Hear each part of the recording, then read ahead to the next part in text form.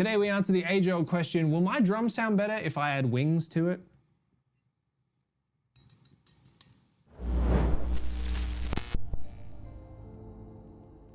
You know, I've seen a lot of drum gadgets and gimmicks in my years in the drum industry. Lots of products that claim to help you ascend to the heights of drum tone nirvana, but honestly, seldom few actually ever really deliver on that promise. I can't think of a single product outside of your standard drum heads, drum hoops, snare wires, maybe a drum tuner and some muffling solutions that really actually change the game when it comes to getting that extra 10% out of your drum tone. So naturally, when I saw the Tonewings, these little brass inserts that supposedly change the way your drum sounds, I gotta say I was pretty skeptical. The idea is that these Tonewings, or internal drum resonators as they call them, attach to the inside of the drum shell using the existing hardware. And they claim that by increasing the shell's mass with these brass wings, they control any unwanted overtones, internal phasing, and try to ensure a pure and clean resonance while adding presence, some volume, and low-mid mass to the tone. Now, while that sounds like a pretty bold claim, think about what happens when we add a towel to a bass drum or an unruly floor tom. It changes the way that the sound resonates inside that drum chamber, and it muffles it, and it kind of focuses the tone and tightens things up and sometimes fixes those weird resonant frequencies. So in theory, this could work. So Tonewings reached out and they were kind enough to send me a ridiculous care package of these little drum resonators. Inside were 4 sets of standard Tonewings, a vintage set for piccolo drums or shells with reinforcement rings, and a Studio HD set, a thicker, more heavy-duty set for a more dramatic effect. Now, while Tonewings did send me a lot of product to check out and make this video in the first place, I just want to say that this is not a sponsored ad for the Tonewings. Any views or opinions that I express through this are purely based on the facts and the findings that we have from these tests. I'm not here to sell you guys on anything, just get to the truth. Now, while I was waiting for the package to arrive, I did a bit of research. I watched a ton of other videos online to see what other people were finding with the Tonewings and what other tests and examples people had. And I was shocked to find out that in almost every single video where people had done an A/B test between their drums before and after Tonewings, that the tuning examples that we used were completely different between the two examples. So as a listener, how am I supposed to figure out what differences in that sound are because of the way that the drum and the drum heads are responding to that different tuning, or what the Tonewings are actually bringing to the equation? So today, I want to make as close to the most indisputable, accurate test as possible. I'm going to make sure that the drums are as close to perfectly tuned between each example as they possibly can be, so that hopefully the differences that you hear at the end of this are just what the Tonewings are doing. So for this test, I'm gonna be using my new C&C Gladstone Maple custom drum set. I chose this kit because it's probably the most tonally balanced of any drum kit that I own, so any differences that we hear should be relatively clear. And the snare that I'm running for this is my 14x6.5 C&C Mahogany Maple Player Date 2. And I chose this snare because I love it. It's a great sounding snare, but it doesn't actually get a lot of use. It's very warm. It has like a fairly long sustain to it. So I'm curious to see what the Tonewings can bring to it. Maybe they can tighten it up. Maybe they can add a little bit more of that presence and low thickness that they claim, and make this maybe a little bit more of a weapon that I can use in the studio more often. We'll also be testing the smaller vintage style Tonewings in my Pearl Maple Piccolo snare to see what it does to a smaller drum. The first test will be with the Gladstone kit and the Player Date snare. The baseline test will be with all the usual tunings and mufflings that I would usually run.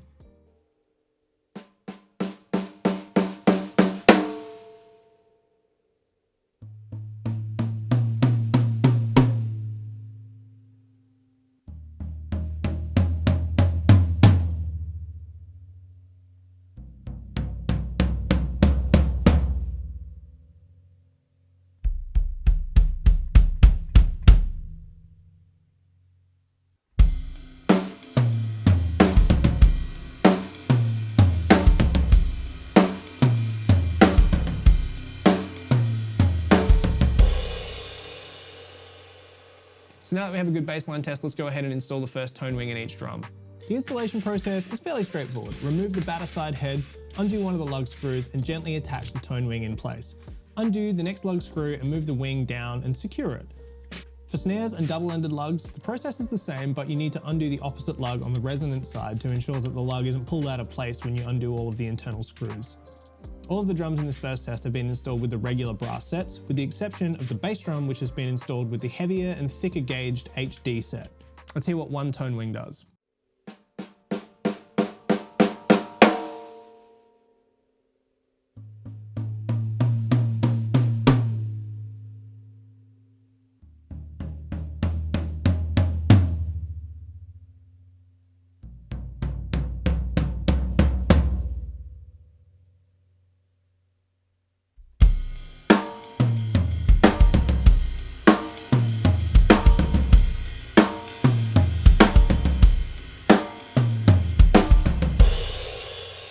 Now let's repeat the process, installing a second tone wing in each shell, opposite the first one.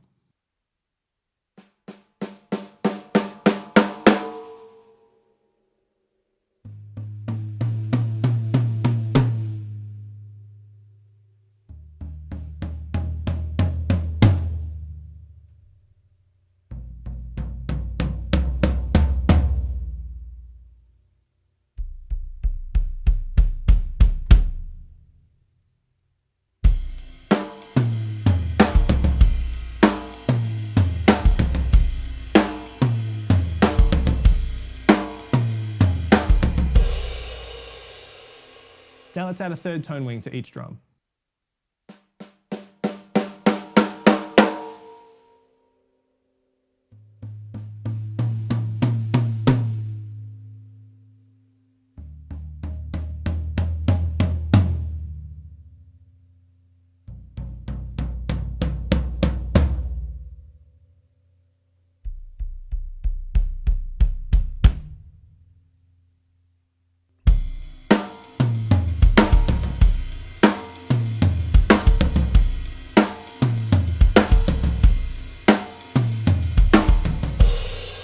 And finally, the fourth tone wing in the opposite position from the third.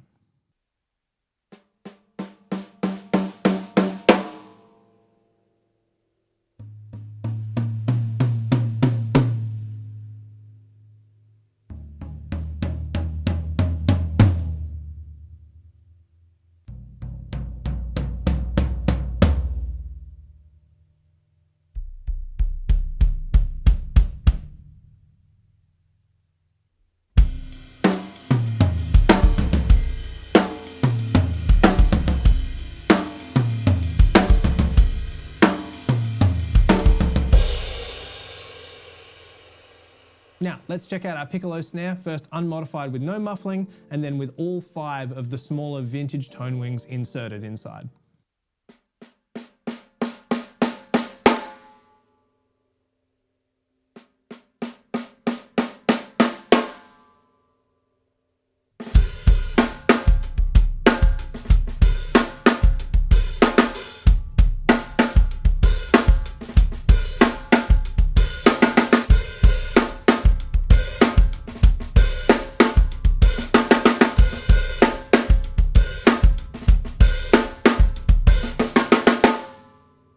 Okay, that was a lot to take in. Let's do a quick back-to-back of all of the tests, first raw and then mixed.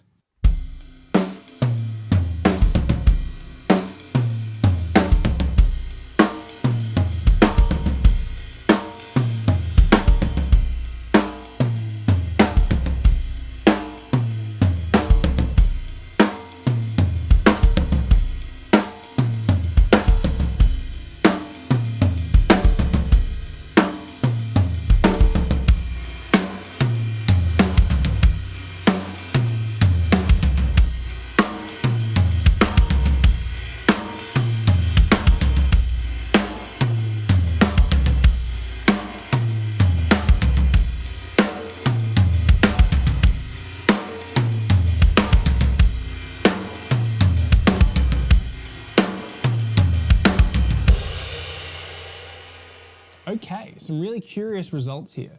The interesting thing to me was that when I was testing these at the time, it felt like in between each example, I was feeling like there was a pretty tangible and noticeable difference in the room. It would feel to me that maybe a drum had slightly more even sustain or a little bit more thickness in the low end, or you know, towards the back end when there was maybe 3 or 4 tone wings installed, that maybe some of the drums were starting to get a little choked out.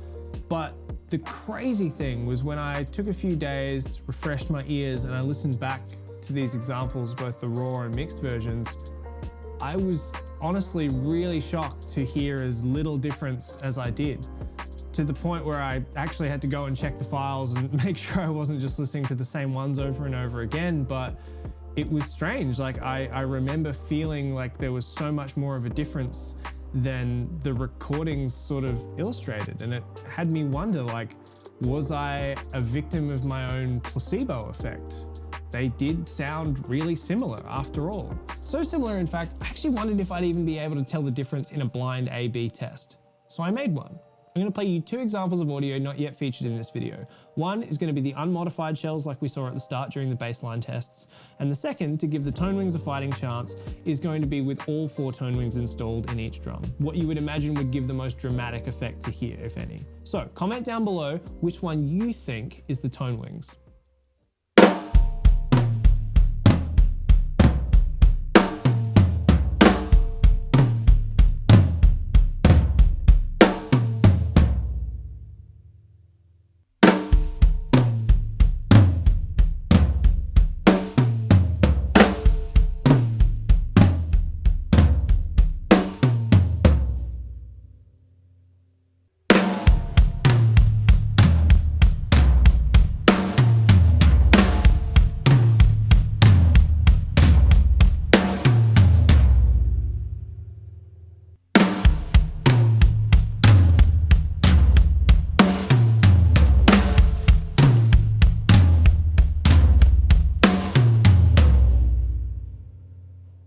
Interesting. Comment down below which one you think the Tonewings is, and I'll reveal the answer at the end of the video. So what do I think about all this? Well, honestly, I was genuinely surprised by the kit demos. I was expecting to hear a much wider variation of tone in those recordings, but honestly, I didn't really hear that much. There were some subtle differences, absolutely. You know, there were definitely some differences from example to example, but man, like they were tight. And it's worth reminding everyone at this point that even though I tried to make this like the most perfect replication of tuning from example to example, and I used a digital tuner and like spent a really long time getting it, the drums are an organic instrument. They kind of play by their own rules, and you can try as hard as you want, but honestly, like just that extra 1/8 of a turn on the wrong tension rod, or even a slight mishit, or a slightly like louder or quieter velocity of a stroke between demos can actually kind of skew the results just that little bit and provide a slightly wider margin of error than perhaps we would like. So with all of that in mind, it's kind of hard to say whether these very small differences that we're hearing are actually 100% to do with the Tonewings or not. But that begs a further question. If we're splitting hairs over these small factors, do the Tonewings actually really do anything measurable? Do they even live up to the claims that they make? Well, that's where I'd like to point to the piccolo snare, because out of all the drums on this list that we tested, that one had the biggest change and definitely the most noticeable in the recording. You can definitely hear that the drum has a lot more weight to it. It feels thicker and meatier in that low mid, almost as if the timbre of the shell has like dropped. The actual pitch note that we tuned it to is exactly the same, but you can hear it. It sounds thicker. As well as that, it also sounds more focused, like the overtones are much less present. They're there, but they kind of shift a little bit to be a little bit more of a submissive part of the tone. And what resonance there was seemed to be a little bit more even and a little bit more pleasing, maybe even with a slightly brassy overtone to it. It's getting a little hard to say there, but I think the Tonewings made this drum sound better, so I've kept them on and I really enjoy playing it now. So score 1 for the Tonewings. So what does this mean? Should you go out and spend 89 of your hard-earned dollars on a set of Tonewings for your drum? Honestly, I think this is one of those things where if you can't hear a difference, this product probably isn't for you right now. And that's okay, because we're talking about some pretty subtle differences here. I don't think it's enough to say that the Tonewings don't work, because as the piccolo snare showed, they actually can do what's advertised, but perhaps they operate on a scale that is a lot smaller than you might expect. However, if you do hear some consistent changes from example to example and you like what you hear, maybe you've got a drum that could benefit from these alterations, or you've already got a great sounding kit but you just want to try and squeeze that last 1 to 2% of awesome tone out of it, check them out. Now, I did promise to reveal the answers to the blind test. Those of you who selected option A, that was indeed the Tonewings. You have ears of gold, or you flipped a coin and got lucky. But if it was the former, please let me know in the comments what it was that gave it away. I'm really curious to know what you guys think of this whole test. It was really interesting for me, and I'm curious to hear what you guys hear in it. So please let me know in the comments what these Tonewings sound like to you.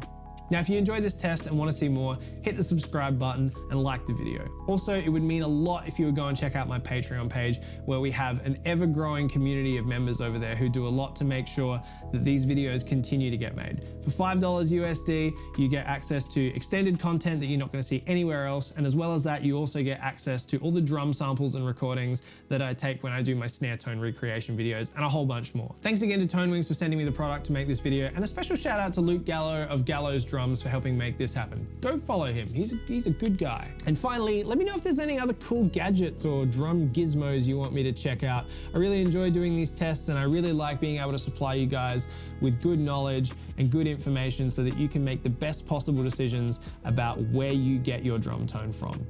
See you on the next one.